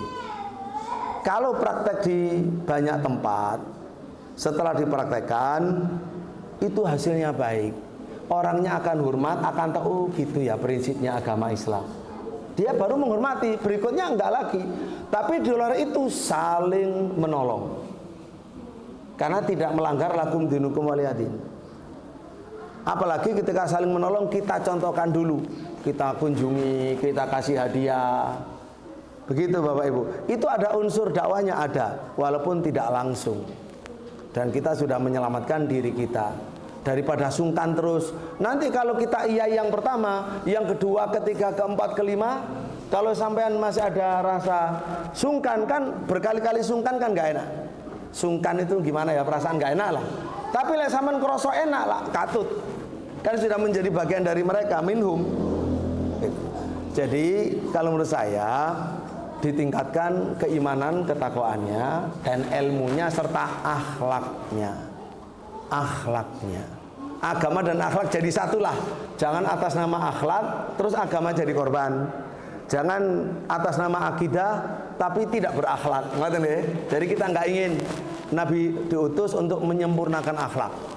Akhlak itu perilaku kita, bagaimana menghormati orang, menghargai orang, apalagi tetangga. Nabi berkata tetangga itu ada 3. Ada yang punya 3 hak, ada yang punya 2 hak, ada yang punya 1 hak. Tetangga, dia muslim, dia saudara. itu punya 3 hak. Tetangga, ya dia muslim, orang lain punya 2 hak. Ya. Tetangga muslim dan orang lain punya 1 hak, hanya hak tetangga.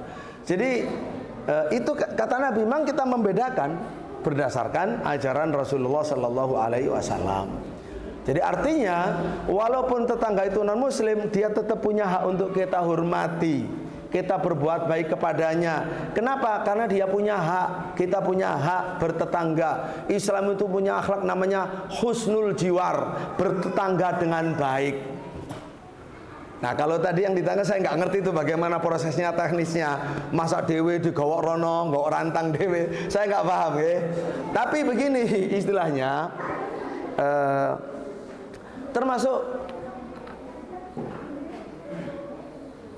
misalkan kita harus datang karena dia family dan seterusnya.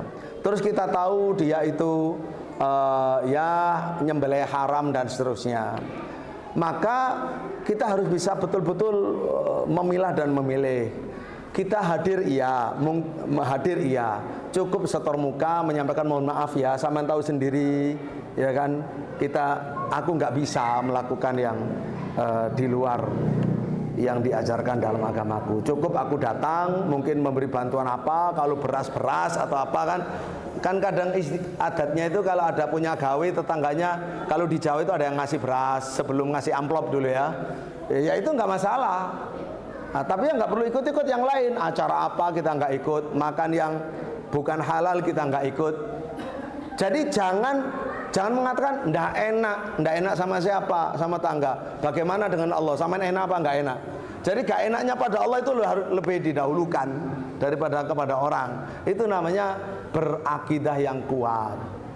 Komunikasi yang baik itu berarti berakhlak yang mulia. Cukup. Bener nggak Pak Pemirsa? Oh bener Pak Pemirsa, alhamdulillah. Insya Allah aman. Jadi ini nggak merusak toleransi, tidak merusak. Justru malah bagus untuk kita umat Islam dunia akhiratnya. Barakallahu fikum. Doa-doa sudah jelas ya. Pertanyaan lain? Oh ya, ini dua-duanya Ibu. Kita selesai bilang dulu. Silakan. Hadaya. Hai. Terima kasih atas waktu dan kesempatan yang diberikan kepada saya. Assalamualaikum warahmatullahi wabarakatuh. Waalaikumsalam warahmatullahi wabarakatuh. Perkenalkan nama saya Nurbaini Abdullah. Pada kesempatan yang pertama saya mengucapkan terima kasih yang sebesar-besarnya, yang sebanyak-banyaknya kepada Bapak Kiai beserta rombongannya yang telah meluangkan waktu datang dan hadir di masjid kami Bang Rahman Wadana Bapak. Saya langsung saja Bapak pertanyaan saya.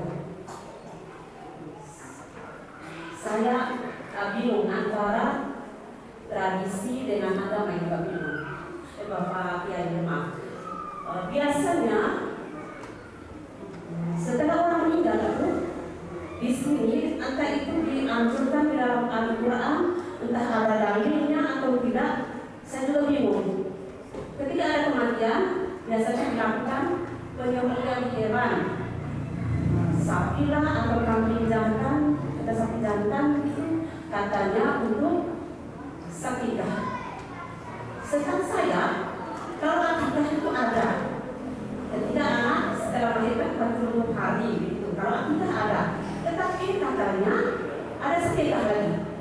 Saya bingung Bapak Kiai, tidak ada dalam Al-Quran itu atau tidak? Dan kalau memang ada, mungkin ada dalilnya yang bisa membantu kami Bapak Kiai. Karena sering-sering saya lihat, apalagi setelah meninggal orang tua saya, saudara saya, lalu ada yang menganjurkan untuk menyembelih hewan, katanya itu untuk sedekah. Saya juga bingung apa itu dianjurkan dalam Al-Quran atau memang tradisi. Saya tidak tahu Bapak. Selanjutnya saya kembalikan. Assalamualaikum warahmatullahi wabarakatuh. Waalaikumsalam warahmatullahi wabarakatuh. Kedua.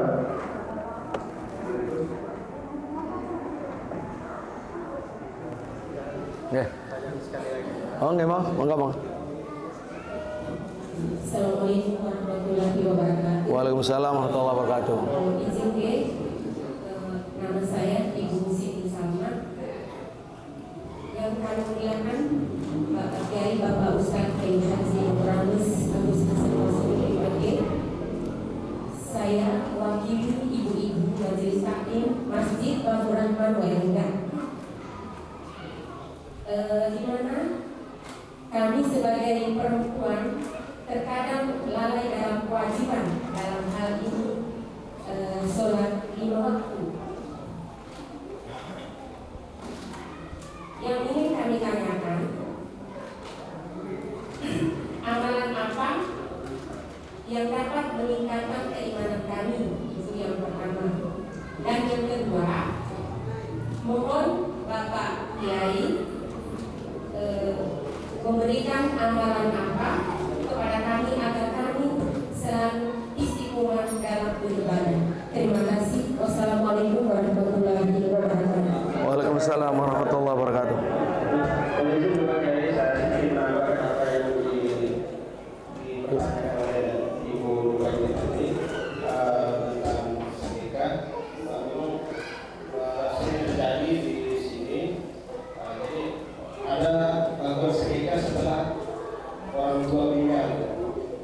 Kebiasaan di sini kan mungkin mereka berpikir orang tuanya waktu masih kecil belum diakikahkan, makanya dilakukan setelah orang tuanya meninggal.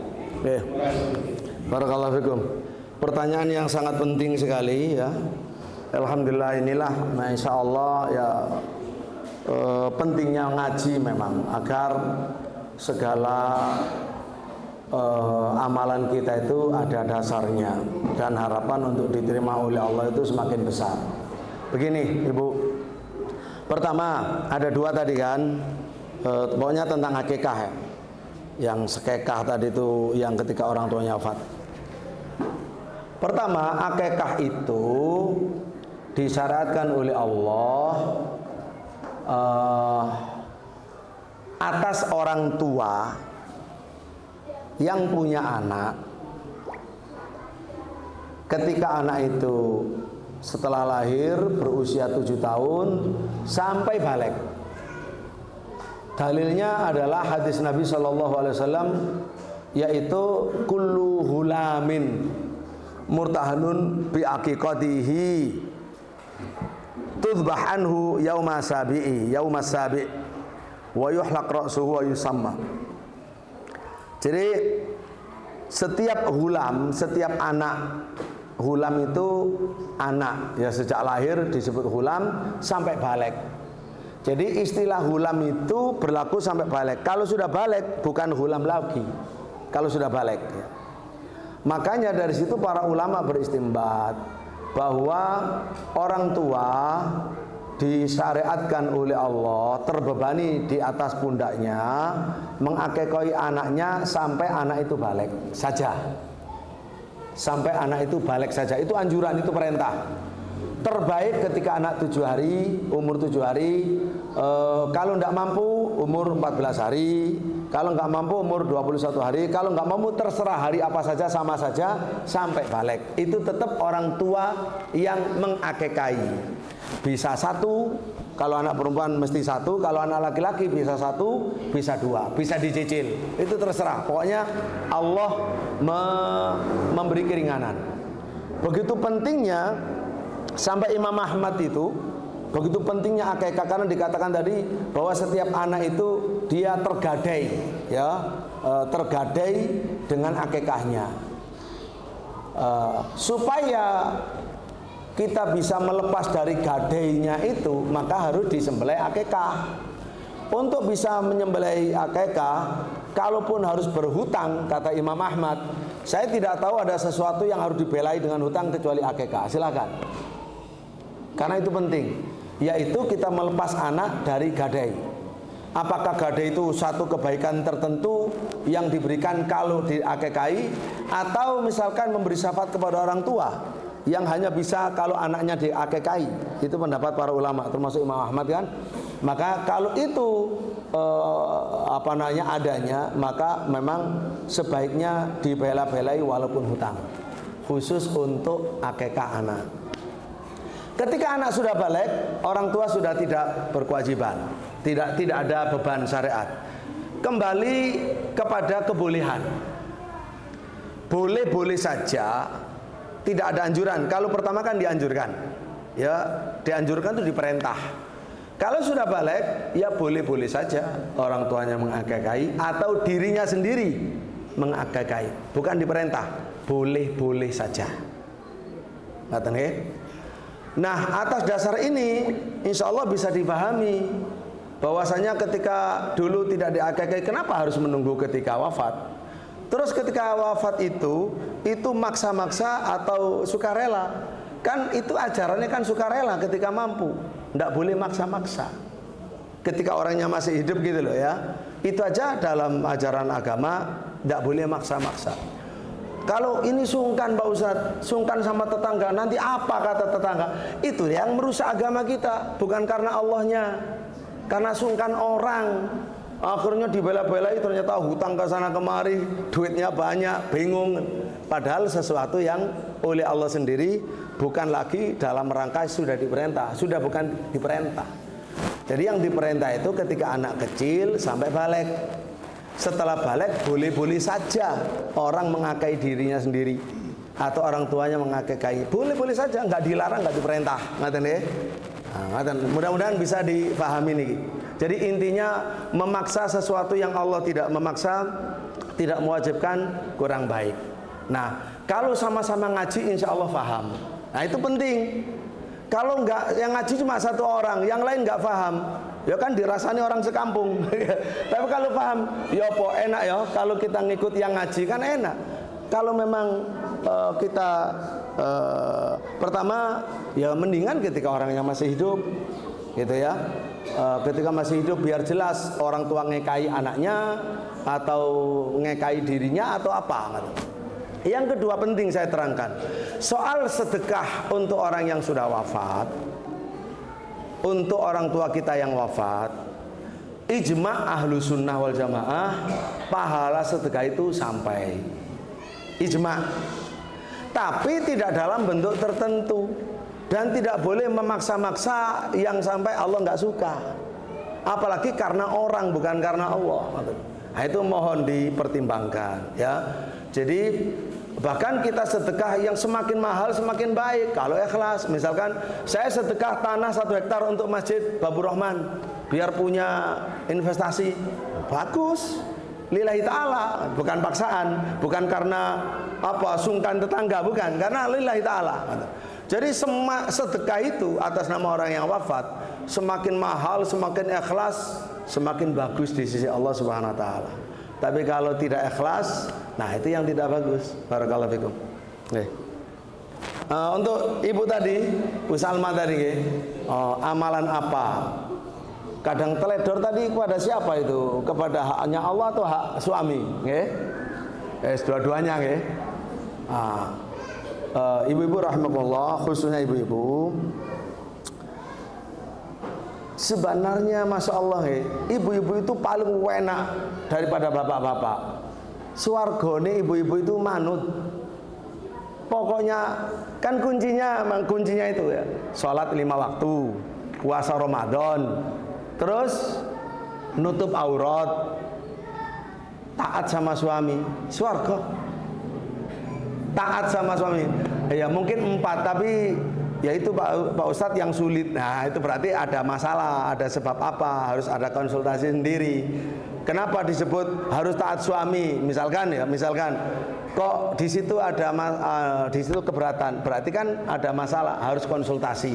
Suami istri harus konsultasi, dihilangkan penghalangnya. Jadi untuk memotivasi tentu ditingkatkan keimanan ya, bahwa jalan kebahagiaan baik di dunia maupun di akhirat itu mustahil didapat tanpa jalan iman kepada Allah. Kalau sudah jalan iman kepada Allah mustahil tanpa ibadah. Nah, ibadah itu yang membuat akhlak kita mulia, membuat kita terlindung, membuat doa kita mustajab, membuat kita baik. Lah itulah fadilahnya ibadah. Harus kita mencintai ibadah, ya bukan. Lah kalau ibadah masih merasa beban, di situ masih imannya masih kurang.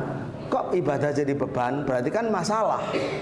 Kan kita ingat wa idza qamu ila sholati qamu kusala. Orang munafik itu kalau sholat tapi sholatnya agak males-males gitu loh. Gimana? Nah, ternyata kan itu berhubungan dengan keimanan. Jadi harus belajar keimanan. Bisa konsultasi jarak jauh, bisa langsung, bisa tadi Pak Babinsa bilang bisa ngaji langsung, bisa melalui medsos, tetapi khusus orang yang sudah dipercaya agamanya. Jangan sembarang yang di medsos, jangan sembarang orang yang bicara atas nama agama. Nah, itu ditingkatkan imannya sehingga iman itu menjadi kebutuhan, bukan menjadi beban. Kita butuh, karena Allah mengatakan ala bidzikrillah tatmainnul qulub. Ingat, dengan ingat pada Allah itu hati jadi tenang, hati itu jadi damai. Loh, kalau kita ingin damai ya memang harus ingat Allah, harus zikir, harus tahlilan, harus sholawat, ya, harus sholat, harus baca Quran, diangen-angen maknane, ya, direnungkan, ya begitu. Terus harus taat sama orang tua, harus taat sama suami. Kalau sudah bersuami, surganya perempuan di telapak kakinya suami. Nabi mengatakan kalau saya boleh memerintah orang sujud pada orang, ini saya sudah aku perintahkan istri sujud pada suami. Tapi itu sudah nggak boleh. Nabi menggambarkan begitu besarnya haknya suami. Di waktu yang sama, suami yang baik, suami yang memuliakan istri, menghormati istri, tidak KDRT, tidak menghina wajah, tidak menghina nasab, tidak apa, yes, akhlaknya dijaga, lesannya dijaga. Apalagi tambah tua, ya harus tambah kasih sayang, tambah pengertian, tambah maaf, bukan tambah pecoan, tambah kabluan. Pecoan, kabluan, tambah bertengkar, ayam tarung itu kan ngabluk sini. Tambah tua tambah ngabluan, jangan begitu kan. Tambah tua itu tambah tenang, tambah saling faham, tambah merasa harus bersama-sama menuju Allah yang tinggal sisa hidup ini. Nah, itulah orang mukmin jadi semakin sadar. Jadi terus amalannya apa? Amalannya Saman berdoa begini untuk ibu dan semuanya. Saman berdoa baik itu di dalam sholat sebelum salam atau ba'da salam atau kapan saja begini. Allahumma a'inni ala dzikrika wa syukrika wa husni ibadatika. Saya ulangi lagi. Allahumma a'inni ala dzikrika wa syukrika wa husni ibadatika. Allahumma a'inni ala dzikrika wa syukrika wa husni ibadatika. Allahumma ya Allah, a'inni mohon tolong saya. Maunah, ya, aun, maunah itu pertolongan. A'inni tolonglah saya ala dzikrika untuk bisa berzikir kepadamu. Bapak Ibu, hanya berzikir, sepertinya hanya berzikir, kalau bukan pertolongan Allah tidak bisa. Ya, wa syukrika untuk bisa bersyukur kepadamu kondisi apapun, kondisi apapun, ya termasuk dengan suaminya yang sekarang. Ojo dibanding ambek bojone wong liya, supaya bisa bersyukur. Ala dzikrika wa syukrika untuk bisa bersyukur kepadamu ya Allah dengan segala nikmat yang sedang ada dalam diri kita. Supaya apa? Supaya ditambahi sama Allah. Ya, itulah cara kalau ingin ditambahi. Jadi menghadirkan rasa syukur atas nikmat yang ada, walaupun kurang. Kalau kurang tambahnya bersyukur dulu, terus minta tambahan kepada Allah. Wa husni ibadatik, tolonglah saya untuk beribadah kepadamu dengan baik. Tanpa pertolongan Allah tidak bisa, siapapun tidak bisa, Bapak Ibu. Makanya Al-Quran mengatakan, walau la fadlullah alaikum wa rahmatuhu ma zaka minkum min ahad. Kalau bukan karena pertolongan Allah dan karunia-Nya, tidak ada orang soleh, tidak ada orang bisa bersih hati. Itu semuanya karena ditolong oleh Allah, dikaruniai oleh Allah. Maka doa ini penting, amalan ini penting. Allahumma a'inni ala dzikrika wa syukrika wa husni ibadatik. Tolong ditirukan. Allahumma a'inni ala dzikrika wa syukrika wa husni ibadatika. Allahumma a'inni ala dzikrika wa syukrika wa husni ibadatika. Allahumma a'inni ala dzikrika wa syukrika wa husni ibadatik. Coba sendirian.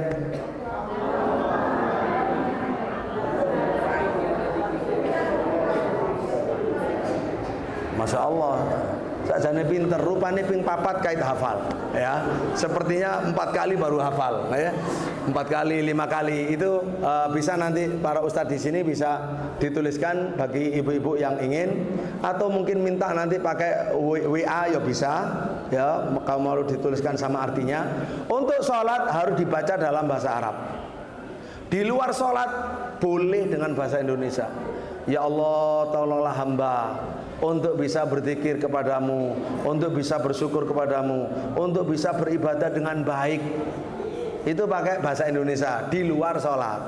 Makanya boleh sebelum salam dengan bahasa Arab tadi, boleh setelah salam dengan bahasa Indonesia, boleh kapan saja. Mudah-mudahan Bu Sinten, Bu Salma tadi bisa dimengerti. Barakallahu fikum. Ini ada, kalau terakhir itu ada hadiah untuk takmir. Dan ada pengumuman, ada permintaan. Ngeten, Bapak Ibu saya cerita, saya umumkan, mohon maaf, di tempat kami itu ada pendidikan yang bisa dimanfaatkan oleh warga sini, oleh masyarakat sini di Flores ini. Yaitu kita pendidikan SMP, pondok pesantren SMP itu terakreditasi A. Kemudian SMA-nya, aliyahnya akreditasi A.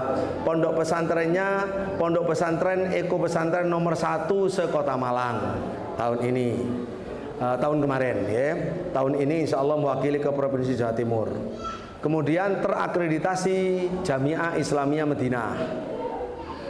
Dan selain itu ada ini pendidikan yang 100% gratis, AMK. Nanti ada sini, nah, kayak ini AMK, Muallimah Akademi Muallimah Al-Quran, yaitu 100% gratis Bapak Ibu untuk anak-anak SMA yang berminat.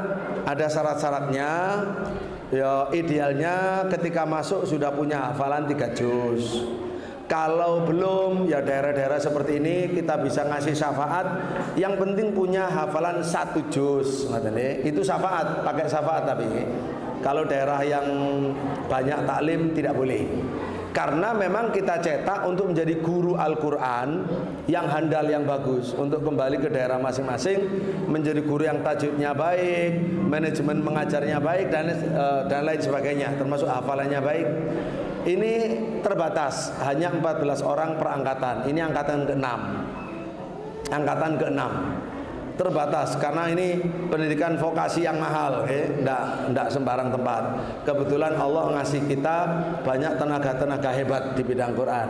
Makanya kita berani mengadakan. Ini 100% untuk putri, Ibu-ibu. Untuk putra ini terus ada, nanti ada brosur kecil-kecil, monggo yang berminat, ya, barangkali untuk ponakannya, putunya dan seterusnya, ya. Ada lagi yang Mahatali mana? Mahatali? Oh, yang ini. Nah, yang untuk putra Bapak Ibu, yang untuk putra ada namanya Mahat Ali Al-Aimah. Untuk putra ini boleh anak lulus SMA, boleh anak S1, boleh anak S2, karena faktanya begitu. Barangkali mungkin S1 umum, S2 umum kepingin, ya baru sadar penting menjadi ahli agama. Insya Allah dengan izin Allah kita bisa mewujudkan mimpi itu. Jadi kalau yang putri tadi 3 tahun pulang, kalau ini 4 tahun pulang. Nah, dalam 4 tahun itu banyak yang dipelajari. Insya Allah dia juga punya pengetahuan tentang mengobati secara rohani. Jadi ruqyah syariah, yang mengobati orang kena sihir, kena dukun dan seterusnya. Kemudian jadi di sana ada kaderisasi dai, kaderisasi hafidz Quran. Ada juga yang kalau sudah hafal 30 juz itu yang bagus, itu bisa ngambil sanad Al-Quran.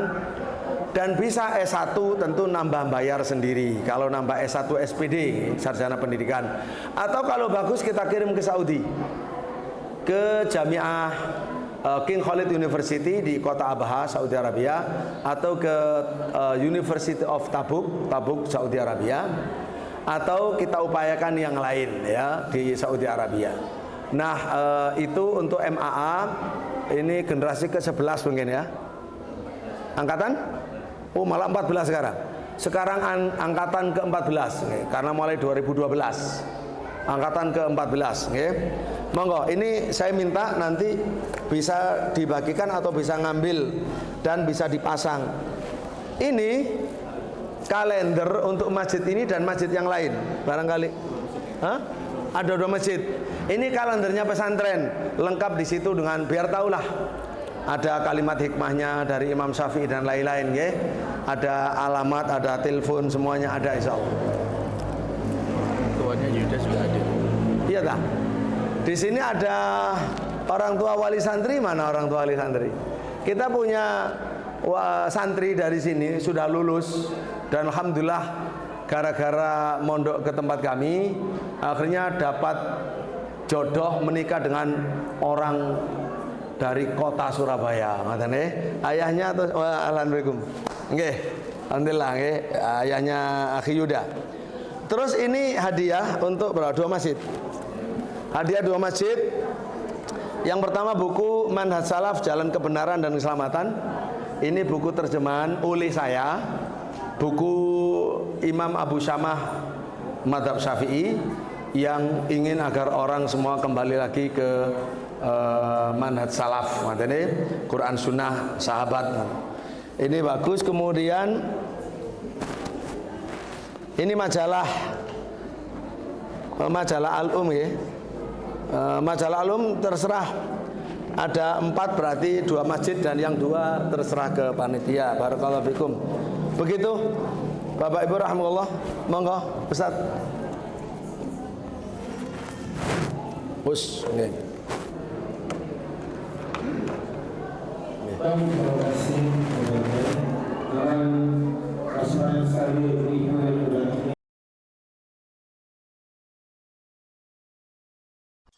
Al-Um TV, ilmu selaksa hikmah.